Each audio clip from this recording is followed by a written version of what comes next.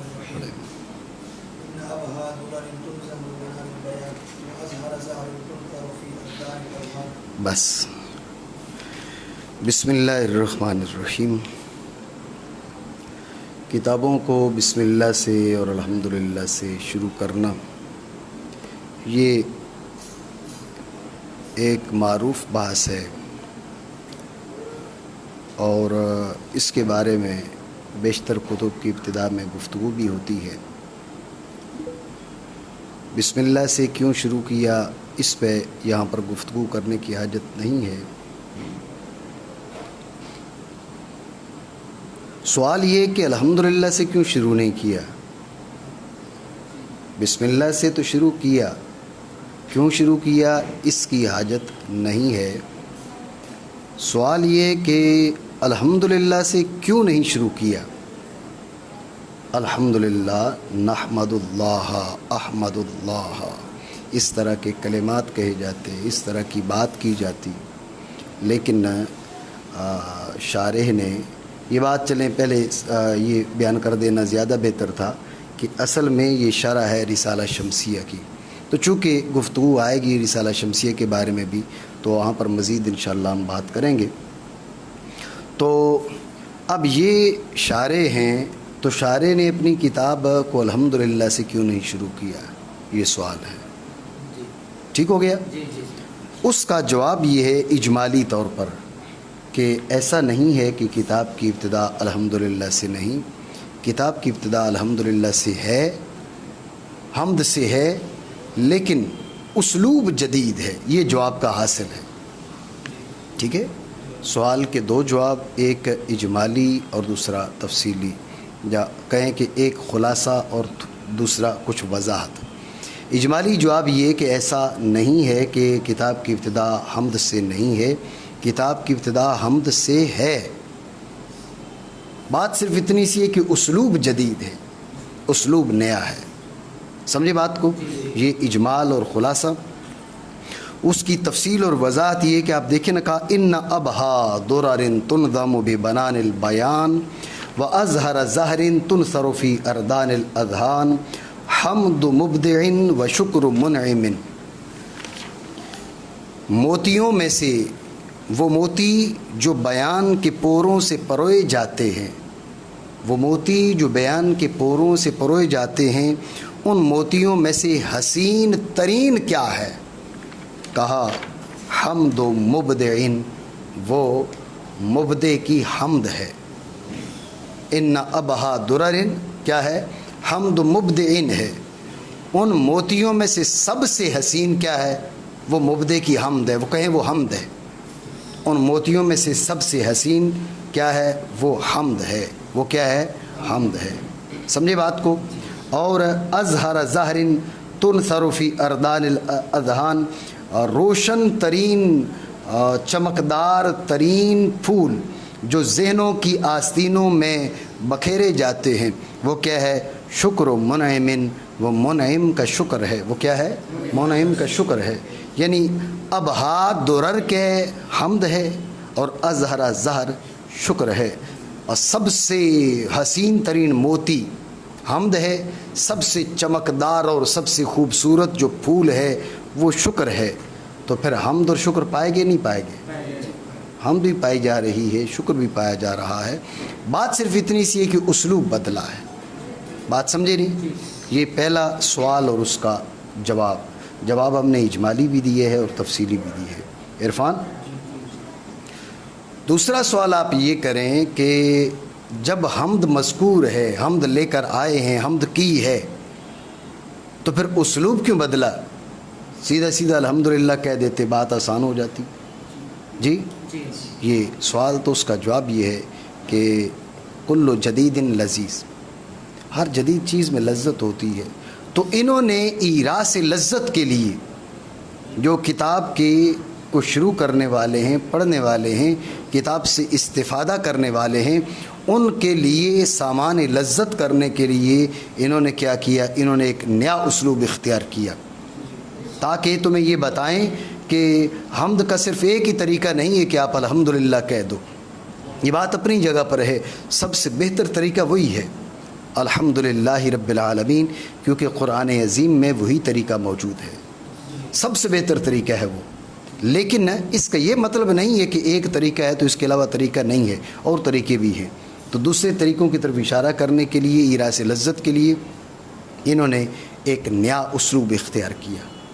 توجہ ہے؟ یہ دوسرا سوال اور اس کا جواب۔ تیسرا سوال یہاں پر ہوگا۔ تیسرا سوال یہ ہے کہ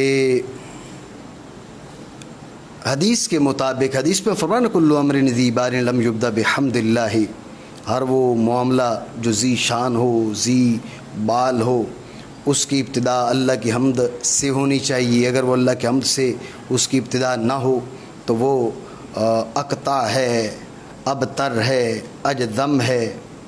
جی تو ہر کام ذی شان کام کی ابتدا میں انشاء حمد کا حکم ہوا۔ کس کا حکم ہوا؟ انشاء حمد ہوتی ہے بحمد کرو۔ انشاء حمد کیا ہے؟ حمد کرو۔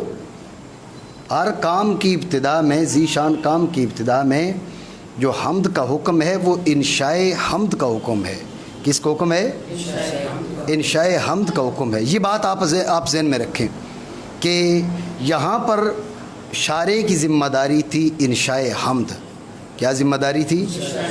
جب یہ بات آپ کے ذہن میں آ گئی، اب غور کریں کہ شارع نے کیا کیا ہے۔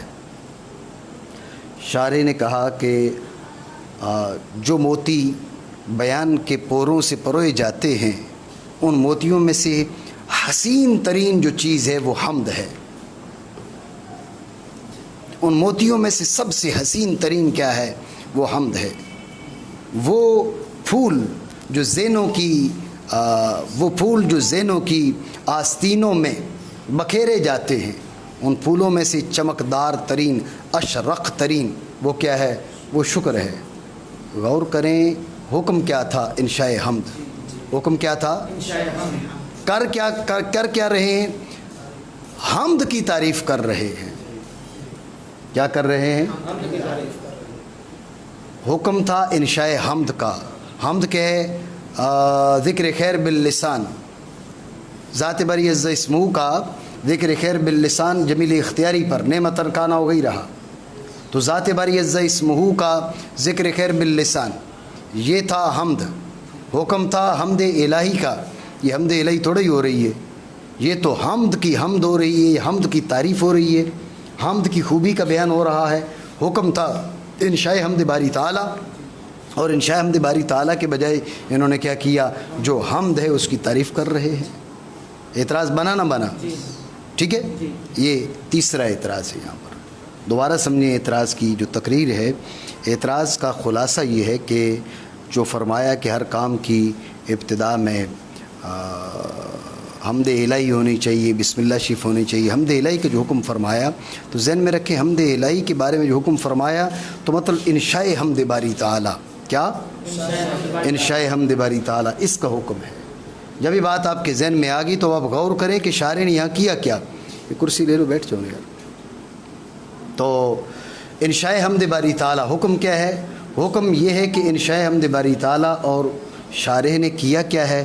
شارع نے کہا ان ابہا درر تنظم ببنان البیان وظہر ظاہر تنصر فی اردان الاذہان حمد مبدع و شکر منعم۔ جی حمد مبدع انطق الموجودات بآیات وجوب وجودہ۔ جی تو حمد مبدع شکر منعم، وہ موتی جو بیان کے پوروں سے پروئے جاتے ہیں، ان میں سے حسین ترین کیا ہے؟ ان میں سے حسین ترین ہے حمد مبدع۔ وہ پھول جو زینوں کی آستینوں میں بکھیرے جاتے ہیں، ان میں سے چمکدار ترین کیا ہے؟ کا شکر منعم، و شکر ہے۔ بات یہ ہے کہ یہ تعریف تو حمد اور شکر کی بنی، بندہ معمور کس سے ہے؟ معمور بہی کیا ہے؟ وہ ہے انشاء حمد باری تعالیٰ، اور انشاء حمد باری تعالیٰ کے بجائے یہاں پر کیا ہو رہی ہے؟ وہ حمد ہو رہی ہے اور حمد شکر ہو رہی ہے۔ تعریف حمد کی جا رہی ہے، تعریف شکر کی جا رہی ہے، تو مقصود تو حاصل نہ ہوا۔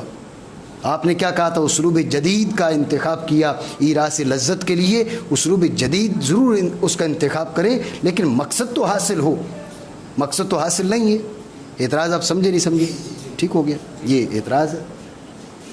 اس کا جواب سمجھیں دھیان سے.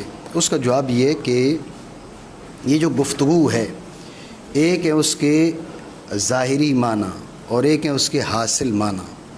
یہ یوں کہیے کہ اس کے مطابقی معنی اور ایک ہے اس کے التزامی معنی. مطابقی معنی کیا ہیں؟ مطابقی معنی ہیں حمد کی حمد. مطابقی معنی کیا ہیں؟ ظاہری معنی ہیں حمد کی حمد اور شکر کی حمد. حمد کی حمد اور شکر کی حمد. حمد کی تعریف اور شکر کی تعریف. حمد کی مدح اور شکر کی مدح. یہ ظاہری اور مطابقی معنی ہے. سری معنی یہ ہے. توجہ ہے؟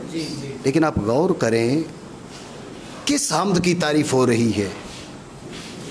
حمد مبدعین. کس کی تعریف ہو رہی ہے؟ اور کس شکر کی تعریف ہو رہی ہے؟ شکر منعم. مبدع کون ہے؟ ذات باری عز اسمہ. منعم کون ہے؟ ذات باری تعالی. کہ جو مبدع ہے اس کی حمد ان تعریفوں کے لائق ہے، جو منعم ہے اس کا شکر ان تعریفوں کے لائق ہے. مبدع کی حمد، حمد نہیں مبدع کی حمد. مبدع کی حمد وہ موتی جو بیان کے پوروں سے پروئے جاتے ہیں، ان موتیوں میں سے سب سے ابہا، سب سے احسن، سب سے خوبصورت وہ کیا ہے؟ وہ مبدع کی حمد ہے. مبدع کی جو حمد ہے وہ اتنی تعریفوں لائق ہے. منعم کا جو شکر ہے وہ اتنی مدح کے لائق ہے.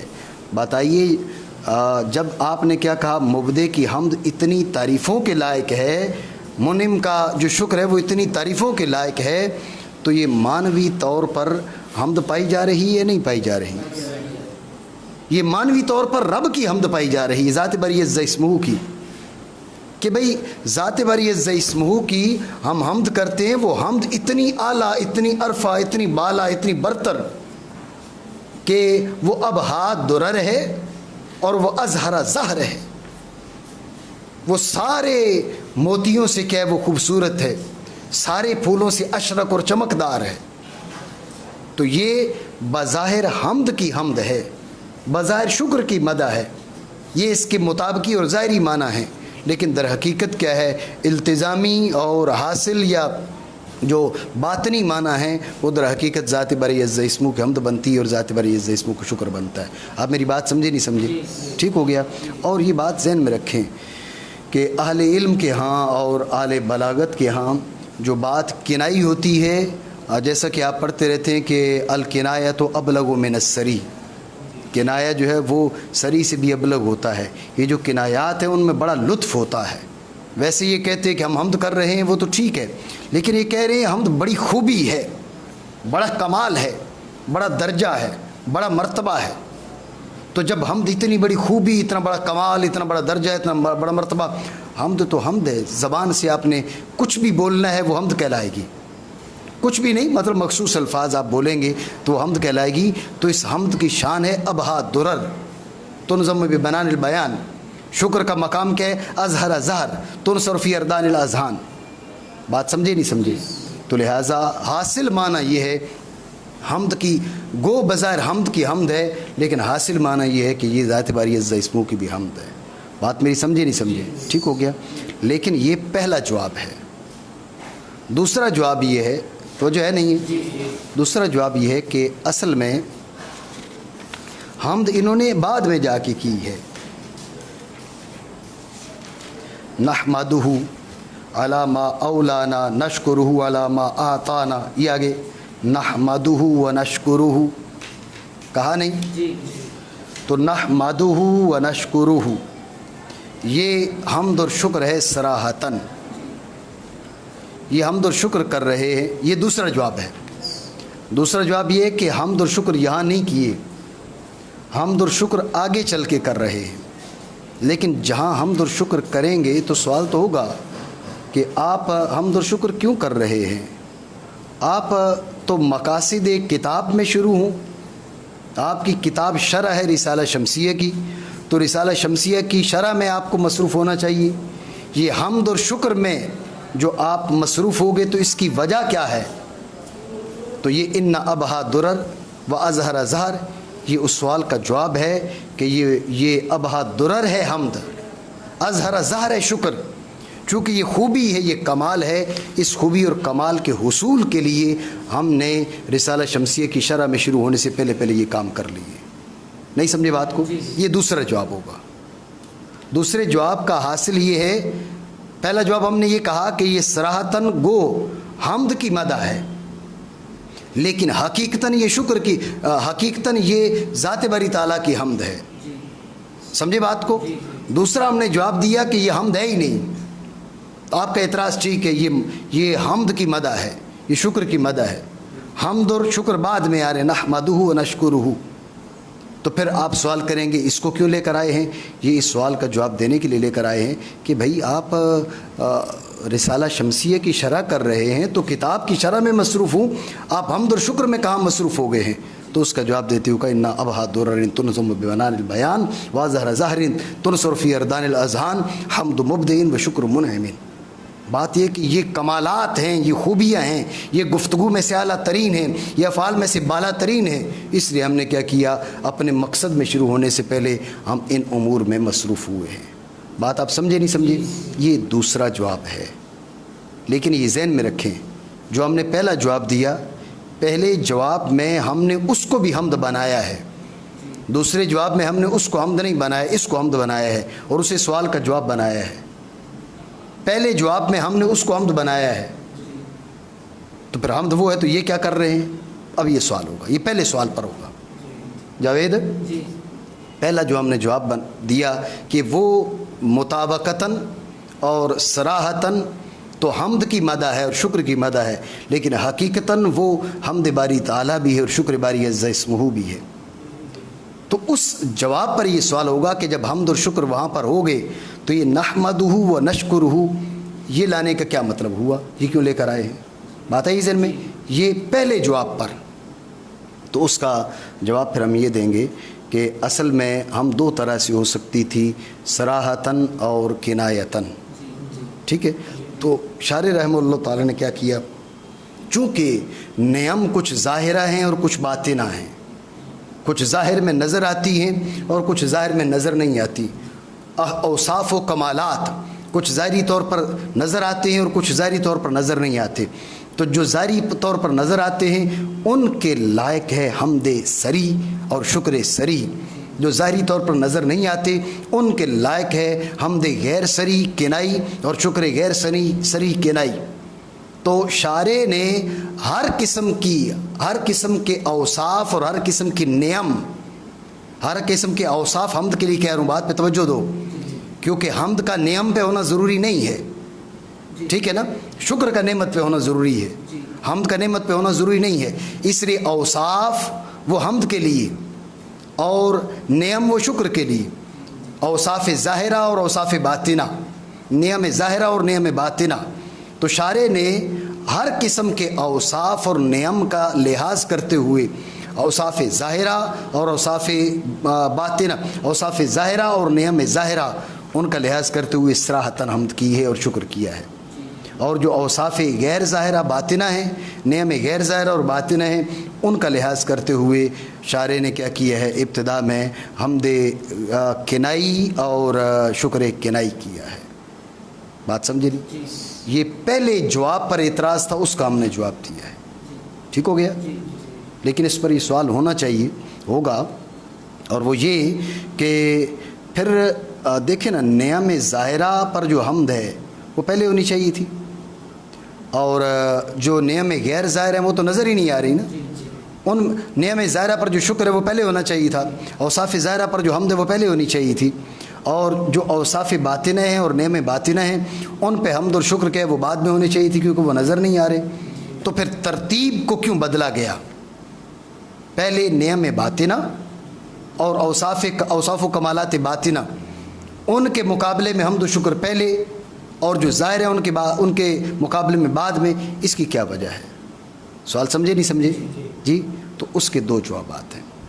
پہلا جواب یہ ہے کہ اگر حمد سری اور شکر سری آ جاتا، صراحت کے بعد کنایا کا محل نہیں رہتا، ایسا ہے نا؟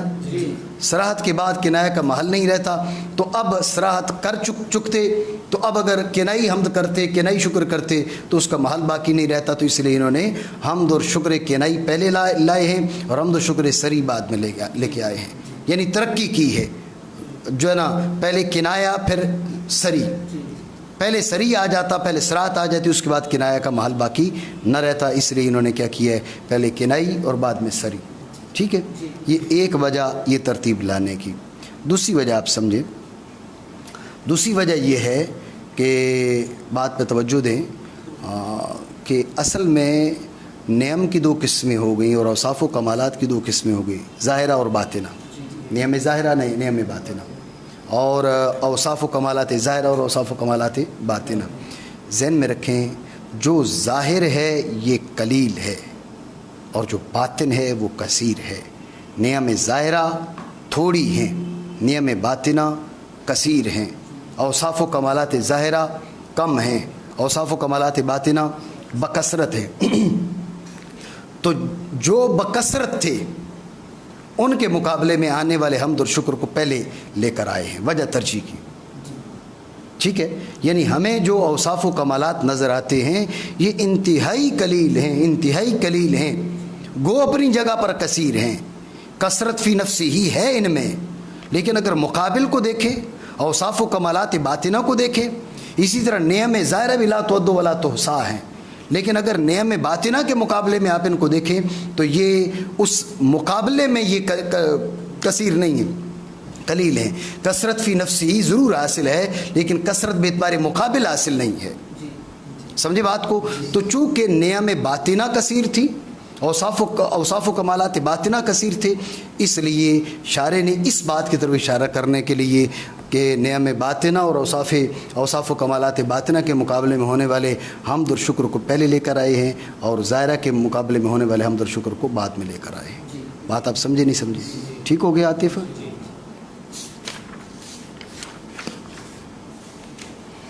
مصنف نے کہا ان ابہا درر تنظم ببنان البیان. آپ سمجھیں کہ پہلے تو لفظی معنی سمجھ لیں، یہ تو ابتدائی طور پر کچھ سوالات اور جوابات ہم نے کر لیے.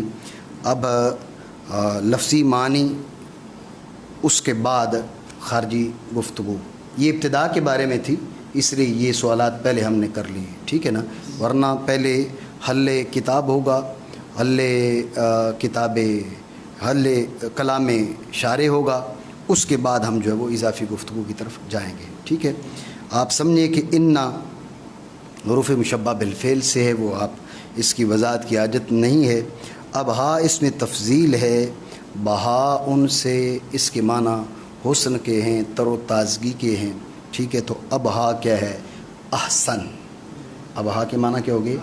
احسن. درر جمع درتن کی موتی.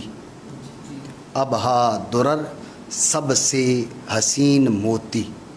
اب ہا درر کے معنی کیا ہوں گے؟ موتیوں میں سے سب سے حسین، یوں کہیں موتیوں میں سے. اب ہا درر موتیوں میں سے سب سے حسین. ٹھیک ہے، ذہن میں رکھیں یہ تنظم ببنان البیان یہ صفت ہے کس کی؟ درر کی، اب ہا کی نہیں، درر کی.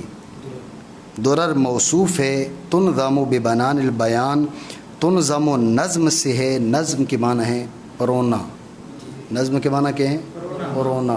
یہ جو موتیوں کو لڑی میں چڑھایا جاتا ہے نا، دھاگا ہوتا ہے، سلک اس کو بولتے ہیں، اس میں موتی چڑھائے جاتے ہیں، ان کو پرویا جاتا ہے. ٹھیک ہے نا؟ یہ اس کو کہتے ہیں نظم. اس کو کیا بولتے ہیں؟ تنظم و پروئے جاتے ہیں موتی. تنظم و پروئے جاتے ہیں موتی. بی بنان، بی تو جارہ ہے، بنان کیا ہو گیا؟ پورے. کیا؟ پورے. پورے کیا بولتے ہو ہیں؟ نا انگلیاں تو پوری ہیں نا. یہ آگے یہ جو ہے سندھی ہو سرائکی ہو؟ سندھی ہو نا؟ چھا چوندان سندھی میں بیو ہے کہ سندھی میں کیا کہتے ہیں پوروں کو؟ چلیں ٹھیک ہے. ٹھیک ہے، تو یہ ہے پورے. بنان کیا ہے؟ پورے. سمجھ گئے ہو نا جی؟ ٹھیک ہے. تو بے بنان البیان، بیان کیا ہے؟ بیان کے لفظی معنی ہیں وضاحت. لفظی معنی کیا ہے؟ ذہن میں رکھنا، یہ وضاحت کے معنی میں بھی آتا ہے اور ایضاح کے معنی میں بھی آتا ہے، تبیین کے معنی، بیان کرنا، نفس وضاحت بھی ہے اور وضاحت کرنا، دونوں معنی میں بیان آتا ہے، ٹھیک ہے۔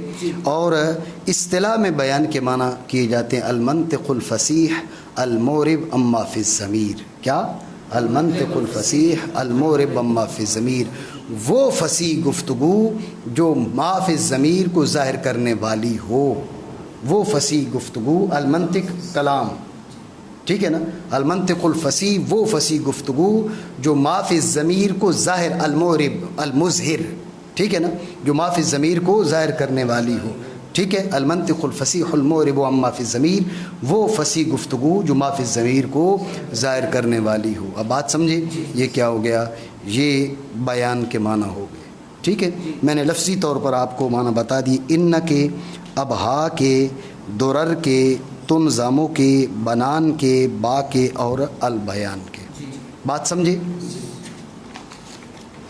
وَأَزْهَرَ زَهْرٍ تُنْثَرُ فِي أَرْدَانِ الْأَذْهَانِ، تو اظہر اس کے معنی کہ اشرق، زیادہ روشن، کیا؟ زیادہ روشن، زیادہ چمکدار، یہ بھی اس میں تفصیل ہے، ٹھیک ہے۔ ظاہرن، یہ اس سے مراد ہیں پھول، اس سے مراد کیا ہیں؟ وہ درر موتی تھے، یہاں زہر سے مراد کیا ہے؟ پھول مراد ہیں، ٹھیک ہے۔ تنثر نثر سے ہے، نثر کے معنی بکھیرنا، نثر کے معنی ہے، آپ دیکھیں نا، وہاں نظم ہے، یہاں نثر ہے، مقابلہ دیکھیں، حسن مقابلہ دیکھیں، وہاں پر نظم ہے، یہاں پر نثر ہے، ٹھیک ہو گیا۔ اس میں کہا تھا کہ تنظمو بے بنان، بیان کے پوروں سے، بیان کے پوروں سے، وہاں پر یہ کہا، یہاں پر کہا تنثرو فی اردان، اردان جمع ردن کی، ردن کسے بولتے ہیں؟ آستینے، آستین کو اردان، پھر آستینے، اردان کیا ہو گئی؟ آستینے، توجہ ہے۔ اذہان جمع ذہن کی، ذہن کیا ہے؟ قوت مہیئۃ لاکتساب المعلومات، وہ قوت ہے جو اکتساب معلومات کی صلاحیت رکھتی ہو اور اس کے لیے تیار کی گئی ہو۔ قوت مہیئۃ لاکتساب المعلومات، وہ قوت جو اکتساب معلومات کے لیے تیار کی گئی ہو، وہ قوت جو اکتساب معلومات کی صلاحیت رکھتی ہو، اس کا تہیع رکھتی ہو۔ بات سمجھے نہیں سمجھے؟ یہ ذہن ہے، ٹھیک ہو گیا۔ یہ ہو گئے لفظی معنی، ٹھیک ہے۔ اور کیا؟ ان ابہا، ہر لفظ کے معنی ہوگی ان ابہا درر تنظم ببنان البیان واظہر ظہر تنثر فی اردان الاذہان۔ آگے ہے حمد مبدئن و شکر منعمن، ٹھیک ہے۔ یہ حمد کا تعلق ذہن میں رکھیں ہے ابہا درر سے، اور شکر کا تعلق ہے اظہر ظہر سے، یہ بات مزید ہم آگے چل کے بعد میں کرتے ہیں، ٹھیک ہے۔ تو ان ابہا درر تنظم ببنان البیان کے معنی کیا ہوگے؟ بے شک ان موتیوں میں سے خوبصورت ترین، ان موتیوں، موصوف ہے نا، اس لیے یہ معنی کریں گے، ان موتیوں میں سے خوبصورت ترین جو پروئے جاتے ہیں بیان کے پوروں سے، جو پروئے جاتے ہیں بیان کے پوروں سے، اور ان پھولوں میں سے چمکدار ترین جو بکھیرے جاتے ہیں ذہنوں کی آستینوں میں، ٹھیک ہے۔ معنی کر لیں، بے شک ان موتیوں میں سے خوبصورت ترین ہے جو موتی پروئے جاتے ہیں بیان کے پوروں سے، مبدے کی حمد ہے، چلو یہ معنی یوں معنی ہوں گے، ٹھیک ہے۔ اور ان پھولوں میں سے چمکدار ترین ہے جو بکھیرے جاتے ہیں ذہنوں کی آستینوں میں، منعم کا شکر ہے، اس طرح معنی ہوں گے، ٹھیک ہو گئے۔ بات آئی ذہن میں؟ مزید جب ہم حمد و مبدین اور شکر منعم پر آئیں گے، مزید گفتگو وہاں پر ہوگی۔ اب بات سمجھے نہیں سمجھی؟ یہاں تک کی گفتگو میں کوئی بات سمجھ نہ آئی ہو تو آپ پوچھ سکتے ہیں جی۔ یہ اصل میں حمد کی اور شکر کی مدح کر رہے ہیں، کہہ رہے ہیں حمد کیا ہے؟ حمد جو موتی بیان کے پوروں سے پروئے جاتے ہیں، بیان کیا ہے؟ توجہ ہے، بیان ابھی کیا بتایا؟ المنطق الفصیح المورب اما فی الضمیر، بات پہ توجہ دو۔ المنطق کلام، کلام ہوئی نا، بیان کیا ہوا؟ کلام، بیان کلام ہے. جب بیان کلام ہے، حمد کیا ہوتی ہے؟ ثنا باللسان، وہی نہیں ہے؟ آپ مناسبت دیکھیں. بیان کے پوروں سے پروئے جانے والے موتی، گفتگو سے بننے والے موتی، ٹھیک ہے نا؟ تو اب کیا کہا اس کو کہا حمد و مبدن. یہ حمد ہے، ٹھیک ہے. حمد ہے ثنا باللسان، کیونکہ حمد اور شکر میں وہاں چل کے ہم مزید گفتگو کریں گے. حمد اور شکر میں ایک متعلق کے لحاظ سے فرق ہے اور دوسرا مورد کے لحاظ سے فرق ہے. حمد کا مورد صرف لسان ہے، شکر کا جو مورد ہے وہ لسان ہے، وہ قلب ہے، وہ جوارے ہے. سمجھے آپ بات کو؟ ٹھیک ہے. تو اب حمد چونکہ صرف زبان سے صادر ہوتی ہے، حمد چونکہ صرف زبان سے صادر ہوتی ہے، تو انہوں نے کہا ان ابہا درن تنظم ببنان البیان، گفتگو سے جو پروئے جاتے ہیں، گفتگو کے جو پورے ہیں ان سے جو پروئے جاتے ہیں موتی، ان میں سے سب سے خوبصورت موتی کیا ہے؟ سب سے خوبصورت موتی وہ حمد مبدع ہے. تو آپ دیکھیں مناسبت، ادھر بیان کہا اور حمد بھی من قبیل البیان ہے. بیان بھی گفتگو ہے، حمد بھی گفتگو ہے، اس لیے اس کے مقابلے میں، بیان کے مقابلے میں حمد ذکر کیا. یہ یوں کہ حمد کے مقابلے میں بیان ذکر کیا. بات سمجھے نہیں سمجھے؟ اس کے بعد وَأَزْهَرَ زَهْرٍ تُنْصَرُ فِي أَرْدَانِ الْأَذْهَانِ، اذہان ذہن ہے. یہ اشارہ آپ کر سکتے ہیں کس کی طرف؟ یہ اشارہ آپ قلب کی طرف کر سکتے ہیں. اور اردان آستینے، یہ اشارہ آپ جوارح کی طرف کر سکتے ہیں. یہ اشارہ آپ جوارح کی طرف کر سکتے ہیں. بیان تو آ گیا نا ماقبل میں، ٹھیک ہے، یعنی لسان والا معاملہ ہو چکا، اب قلب رہ گیا اور جوارح رہ گئے. تو اذہان اشارہ قلب کی طرف اور اردان اشارہ جوارح کی طرف. اردان آستینے ہیں نا، تو آستینوں سے اگر جوارح کی طرف اشارہ بنائیں تو بنتا ہے نہیں بنتا؟ بن جائے گا نا، ٹھیک ہے نا. تو لہٰذا فی اردان الاذہان، اذہان کی آستینوں میں بکھیرے جانے والے پھولوں میں سے چمکدار ترین. تو اب کیا ہے؟ یہ اذہان سے قلب کی طرف، اردان سے جوارح کی طرف، اور شکر کے مقابلے میں اس کو ذکر کیا ہے تاکہ شکر کے ساتھ مناسبت بنے. شکر کیا ہے؟ وہ قلب سے بھی ہے، لسان سے بھی ہے، جوارے سے بھی ہے. گو شکر کے مقابلے میں پھر تین چیزیں ہونی چاہیے تھی، لیکن چونکہ لسان کا جو ذکر ہے وہ بیان میں ہو چکا تھا اس لیے اس کو پھر سے بیان نہیں کیا. اور اذہان کہہ کے قلب کی طرف اشارہ اور اردان کہہ کے جوارے کی طرف اشارہ کر دیا. آپ شارع کی کلام کی لطافت کا اندازہ کریں. ہماری حالت تو یہ ہے کہ کیف متفقہ کا گفتگو کر دیتے ہیں. یہ ہمارے جو اکابر علماء گزرے ان کی ایک ایک لفظ کے اندر معنی کے جو ہے وہ سمندر موجود ہوتے ہیں. یا کہ ہماری بے صلاحیت ہے اور بے مائگی ہے کہ ہم وہ سمجھنے کی صلاحیت نہیں رکھتے. بہرحال بات آپ سمجھے نہیں سمجھے؟ تو یہ انہوں نے کیا کیا ہے؟ حمد کی اور شکر کی مدح کی ہے. حمد کیا ہے؟ بیان کے پوروں سے پروئے جانے والے موتیوں میں سے سب سے خوبصورت موتی کیا ہے؟ وہ مالک کریم کی حمد ہے، ٹھیک ہے. اور ذہنوں کی آستینوں میں بکھیرے جانے والے پھولوں میں سے سب سے چمکدار پھول کیا ہے؟ وہ منعم کا شکر ہے. اب میری بات سمجھے نہیں سمجھے؟ آج کے لیے اتنا کافی ہے. انشاءاللہ سوال جو آپ پھر کل کرتے ہیں. ٹھیک ہو گیا؟